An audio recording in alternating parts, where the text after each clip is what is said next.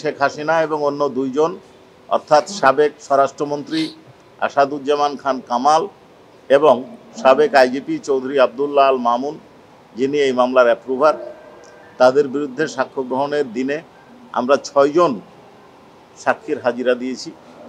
এর মধ্যে এখন পর্যন্ত 3 জন সাক্ষী যে জেরা এবং জবানবন্দি গৃহীত হয়েছে। তারা হলেন, একজন হচ্ছে মুহিত, আর একজন হচ্ছে লিটন। এই দুজনই হচ্ছে সিলেটের সাক্ষী, সাংবাদিক। এই দুজনের পরিচয় হচ্ছে পেশায় ইনারা সাংবাদিক।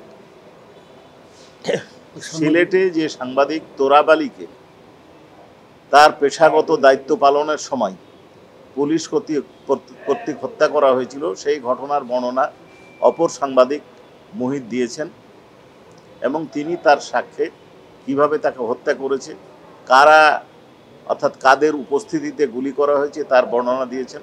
ওইখানকার 3 জন পুলিশ অফিসারের নাম উনি উল্লেখ করেছেন এবং এই ঘটনার বর্ণনা দিতে যে উনি বলেছেন, সেই দিন তৎকালীন বিরোধী দল বিএনপির সারা দেশব্যাপী গায়েবানা জানাজার কর্মসূচি ছিল।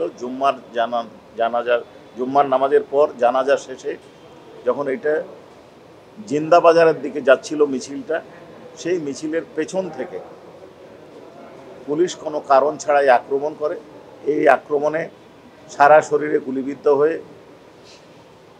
সাংবাদিক আবু তরাব বসে পড়েন এবং ওইখানে কোনো যানবাহন না থাকায় উনি নিজেই রিক্সাতে করে প্রথমে নিয়ে যান সিএনজির কাছে, তারপরে সিএনজিতে করে নিয়ে যান। উনি আরও একটা কথা বলেন যে উনি পুলিশকে নিষেধ করেছিলেন যে আমরা সাংবাদিক পেশাগত দায়িত্ব পালন করছি, হাত তুলে ইশারা করেছিলেন, তারপরেও তাদেরকে লক্ষ্য করে গুলি চালনা করা হয়েছিল।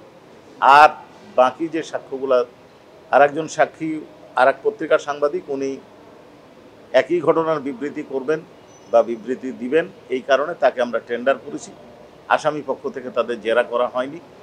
একজন সিজার উইটনেস ডাক্তারকে আমরা সাক্ষী দিয়েছি, বাকি 3 জন সাক্ষী দিবেন। একজন হচ্ছে মুগদা হাসপাতালের, একজন হচ্ছে সিএমএইচ-এর, একজন হচ্ছে নিটোরের এবং আরেকজন আরেকটা হাসপাতাল কুলুটিলার। জি, এই 4 জন সাক্ষীর ডাক্তার সাহেবের মধ্যে একজনের হয়েছে, বাকি 3 জনের সেকেন্ড হাফে।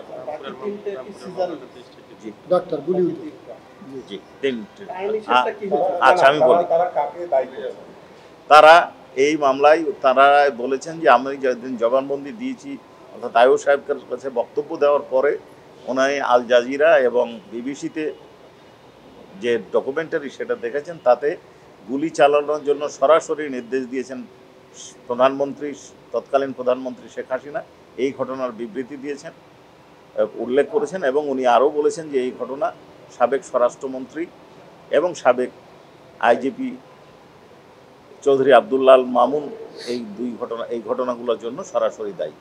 আর একটা মামলা আজকে ধার্য ছিল, সেটা হচ্ছে রামপুরার কার্নিশে ঝুলন্ত এক ব্যক্তিকে যে অমানবিকভাবে গুলি করা হচ্ছিল সেই ঘটনা এবং আরও 2 জনের হত্যাকাণ্ডের সেই ঘটনায় আজকে পলাতক আসামিদের পত্রিকা বিজ্ঞপ্তি আসছে এবং আগামী কয় তারিখের দিন, 11 তারিখ চার্জ গঠন শুনানির জন্য দিন ধার্য হয়েছে।